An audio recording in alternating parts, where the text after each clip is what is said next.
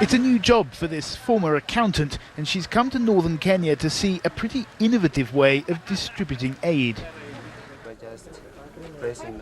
In this village, the British government is essentially handing out cash. And then back in Equity Bank. Well, not quite. They're distributing smart cards like these to nearly 70,000 households in the poorest parts of the country. The cards are credited with funds. It's not much, about $40 every couple of months, but people can then come to this thatched hut to collect their money.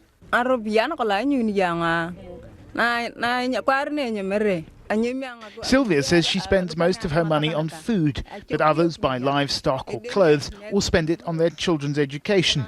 Britain's Overseas Development Agency imposes no restriction on how the money can be used. The UK hopes that this direct, preemptive strategy could help avert the acute hunger crises that have struck the region in recent years. In 2011, up to 100,000 people died in Kenya, Somalia and Ethiopia, partly because governments and international aid agencies were slow to respond. The local communities help themselves. But amid spending cuts at home, the British government is coming under domestic pressure to justify its foreign aid budget, which hasn't been cut and which is one of the highest in the world.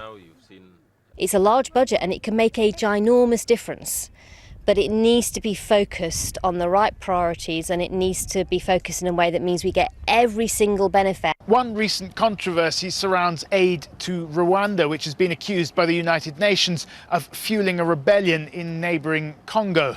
Now, Britain is the largest single donor to Rwanda. It's pledged around $130 million every year for the next 3 years. But Britain's new aid minister is suggesting that could now be revised. Gabriel Gatehouse, BBC News in Nairobi.